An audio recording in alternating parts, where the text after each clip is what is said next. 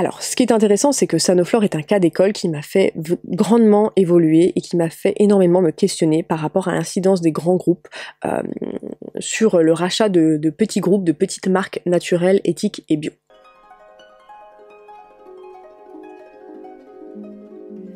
Hello Mireille et Paulette, aujourd'hui on se retrouve pour un nouveau Focus Marketing et je vous annonce que tout cet été vous aurez pas mal de vidéos comme ça, Focus Marketing, c'est juste que ça me prend un petit peu de temps à créer, donc ne m'en voulez pas s'il n'y a pas forcément de vidéos tous les dimanches, mais je vais essayer voilà, de taffer un maximum pour vous proposer des vidéos intéressantes pendant toute cette période entre guillemets de vacances scolaires, même si je me doute que beaucoup d'entre vous travaillent encore.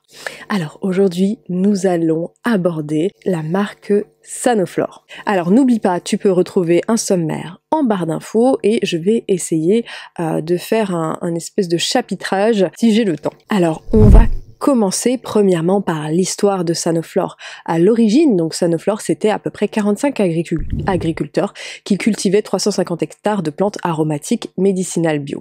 En 1977, la ferme Sanoflore développe ses premières cultures biologiques et ces cultivateurs qui travaillent pour Sanoflore sont réunis sous une forme en fait coopérative, une société de collectif agricole si tu veux. L'histoire finalement de Sanoflore commence en 1972. C'est Rudolf Balz qui en fait, a tout de suite travaillé avec les fameux agriculteurs bio et locaux. Plus précisément à Gigord et Lozéron, en plein cœur du Vercors, dans la Drôme provençale. C'est loin de toute cette pollution sur cette terre préservée où s'épanouissent des plantes aromatiques et médicinales utilisées depuis des siècles par les apothicaires et ce fameux groupe d'agriculteurs biologiques, et ils vont en créer un jardin botanique. S'en suivront une ferme expérimentale, puis une distillerie construite selon des procédés traditionnels et respectueux du milieu naturel qui l'entoure. Chaque jour depuis la création du laboratoire Sanoflore en 1986, les équipes de botanistes, agriculteurs et distillateurs, biologistes et formulateurs préservent la pureté et extrait toute la puissance de cette nature remarquable. Le jardin botanique Sanoflore constitue une collection vivante de 350 plantes aromatiques et officinales. Dans le laboratoire attenant, les chercheurs observent, analysent et sélectionnent les plantes et les fleurs les plus prometteuses pour en révéler les propriétés exceptionnelles. Grâce à ces techniques d'extraction respectueuses, comme la distillation à la vapeur d'eau, ces plantes sont transformées en de complexes ultra performants d'huiles essentielles et d'eau florale bio. La synergie des essences décuple leur pouvoir et leur permet de rivaliser avec les plus grandes molécules de synthèse. Conciliant ce que la nature a de plus précieux à la rigueur scientifique de la cosmétologie dermatologique moderne, Sanoflore offre à toutes les femmes une alternative naturelle et certifiée biologique à la cosmétique conventionnelle.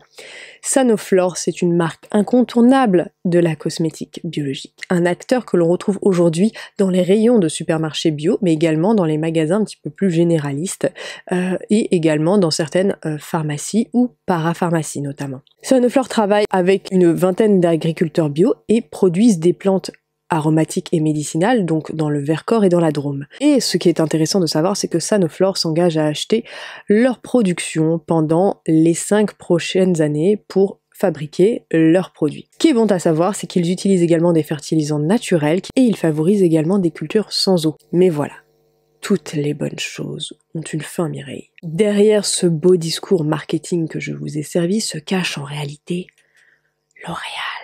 Parce que nous le valons bien. L'Oréal, un mastodonte du secteur de la beauté en France, et pas que d'ailleurs, détenu en partie par Nestlé et la famille Bettencourt. De quoi faire frémir votre petit thé.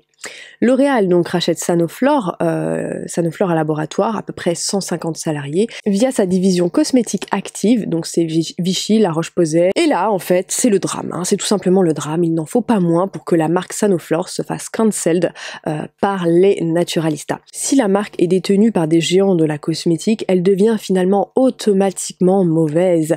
Et il ne faut surtout pas l'acheter. Hein. Si tu achètes Sanoflore, c'est que tu valides le modèle économique de L'Oréal et donc tu deviens par extension une very bad person qui n'a absolument plus aucune valeur et qui pollue.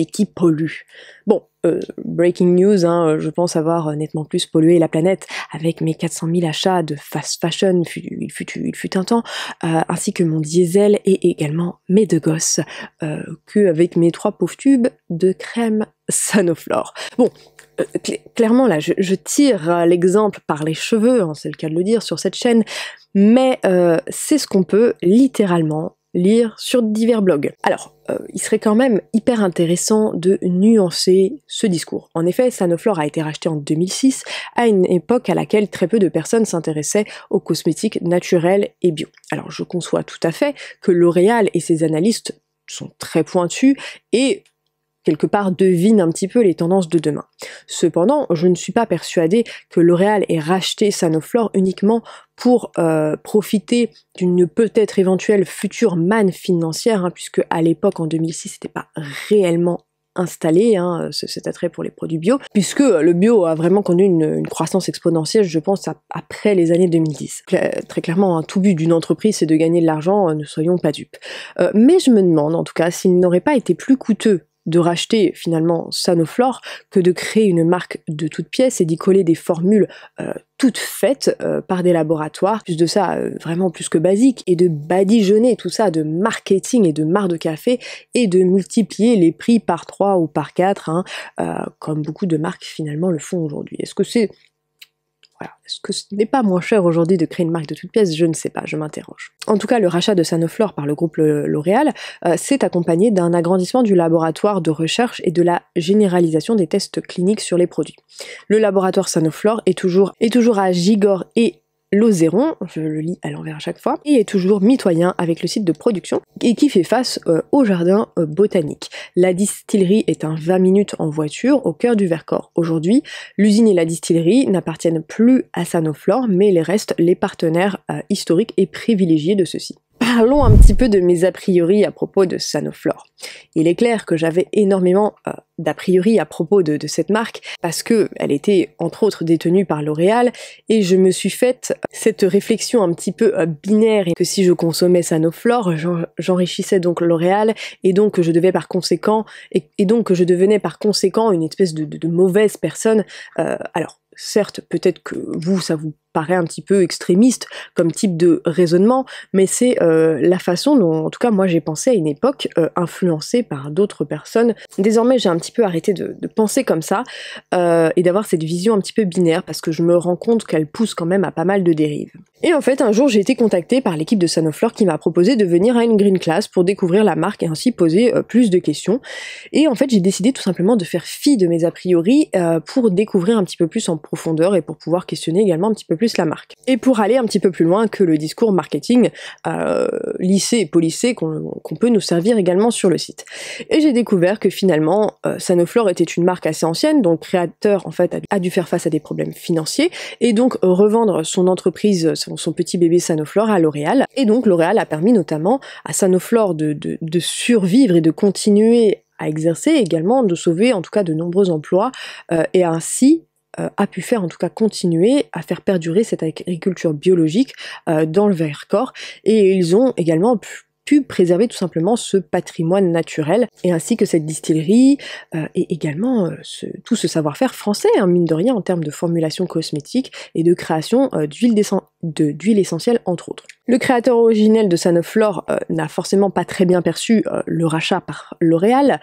Il est très aisé de comprendre pourquoi, n'est-ce pas? Cependant, après quelques années, il a constaté que l'essence même finalement de sa marque n'avait pas été modifiée et désormais, Sanoflore et ce créateur entretiennent une relation beaucoup plus apaisée. Depuis ce jour, je vois les grands groupes un petit peu d'un œil différent. Alors certes, ils ont un modèle économique et un marketing avec lequel je ne suis pas forcément à l'aise partout, hein, soyons honnêtes, hein. L'Oréal n'est pas un groupe qui me plaît particulièrement, mais il est important de noter que L'Oréal, en tout cas, n'a jamais interféré sur la composition des produits, n'a jamais changé la qualité des compositions, Ils ont respecté l'essence même de la marque et n'ont pas cherché à modifier ou à baisser la qualité pour voilà, en tirer un maximum de profit. Comme on dirait vulgairement, Sanoflore est un petit peu resté dans son jus, tout ce qu'on a pu lui apporter, c'était uniquement du positif. Cependant, voilà, L'Oréal bénéficiant d'un budget de recherche et de développement assez conséquent, finalement, ils ont permis à Sanoflore de faire des avancées technologiques en termes de cosmétiques bio, en termes de sensorialité, ce qui est extrêmement agréable, car bien souvent les produits naturels ont une expérience sensorielle, on va se l'avouer, un petit peu moindre que certains produits conventionnels, et c'est vrai que c'est très agréable de retrouver des produits agréables sensoriellement parlant. Il existe bien d'autres marques que j'aime tout particulièrement, avec des savoir-faire ancestraux, français, cultivés en France, en biodynamie, de façon biologique, dans le respect de la nature, dans le respect des insectes et des animaux qui vivent autour.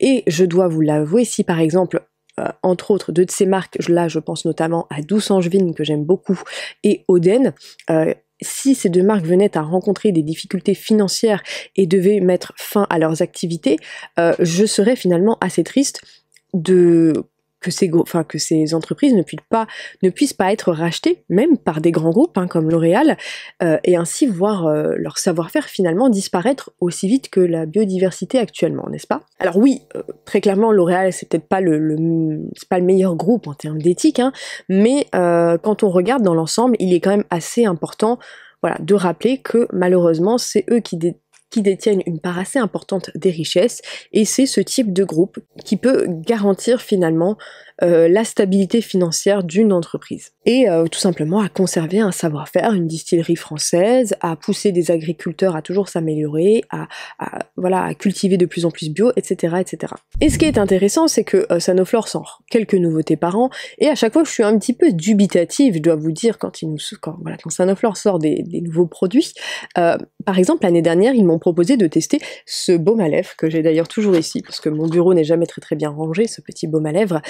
Et je me suis dit, mais qu'est-ce que Sanoflore a de plus à nous apporter en termes de baume à lèvres? Et finalement, à chaque fois, je suis assez surprise avec les nouveautés qu'ils mettent sur le marché. C'est-à-dire que ce baume à lèvres, je le décrirais plus comme une espèce de crème hydratante pour les lèvres assez sèches, qui porte du rouge à lèvres liquide mat. Voilà, je trouve qu'il y a vraiment une plus-value en général sur les produits Sanoflore. Et en tout cas, je trouve généralement leurs nouveautés assez intéressantes en termes de texture et de bienfait. Récemment, ils ont sorti des espèces d'huiles je sais pas comment vraiment décrire ça. En fait, ce sont des huiles très légères, mais ça apporte quand même un glissant en fait, tu peux masser, et en fait ce qui est intéressant, c'est qu'ils sont enrichis en huile essentielle, mais il n'y a pas d'effet gras.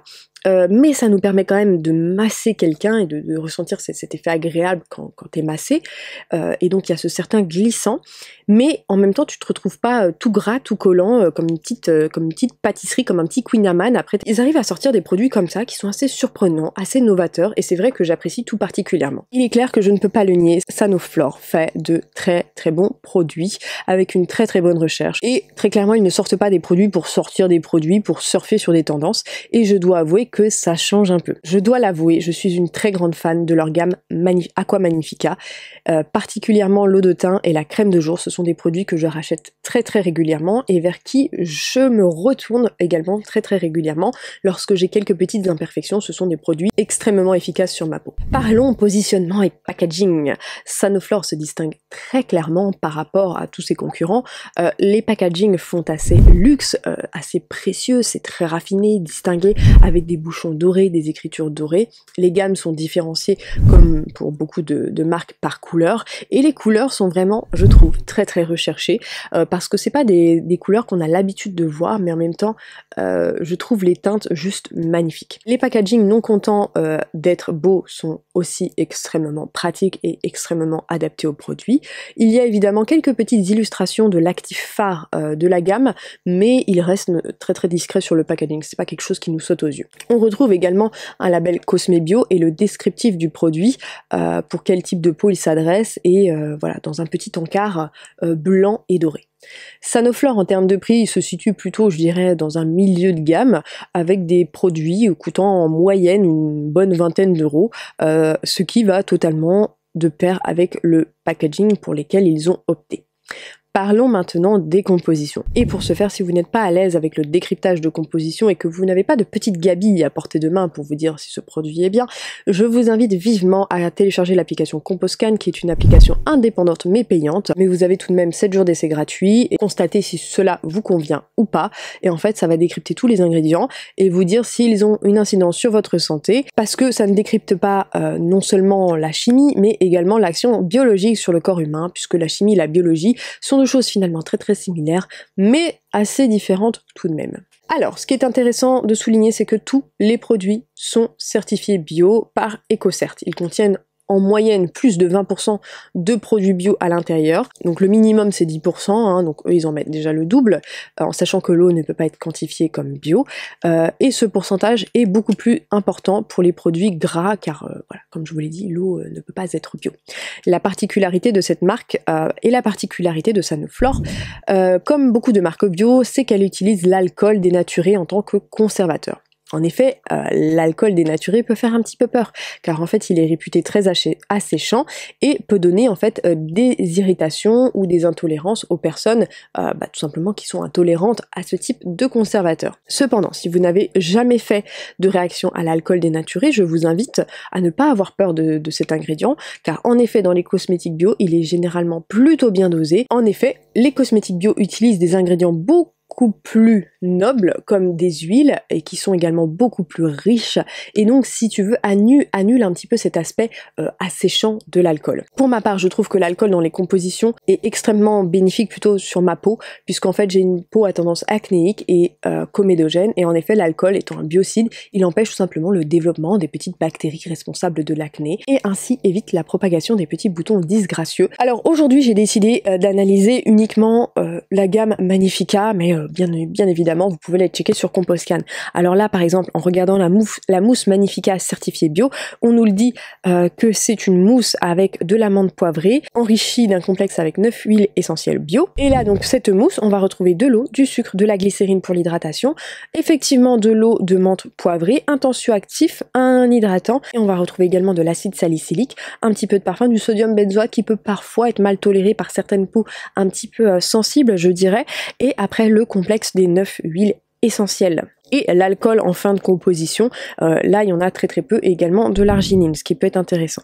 Par exemple la crème de jour Magnifica, c'est une de mes crèmes préférées, et donc là qu'est-ce qu'on retrouve au début de composition? Donc de l'eau, de l'alcool, comme je vous l'ai dit comme conservateur, et directement l'hydrolat de menthe poivrée. On va retrouver un tout petit tensioactif pour tout simplement mélanger les matières premières, de l'arginine qui est très bien pour la peau, de l'acide salicylique, on va retrouver un alcool gras, et là on va retrouver en fait les 9 huiles essentielles, donc on va dire que c'est vraiment le minimum, mais avec tout ce qu'il faut à l'intérieur. Et parmi ces 9 huiles essentielles, on va retrouver l'huile essentielle d'origan, évidemment de menthe poivrée, de cather, enfin bref, il y en a 9.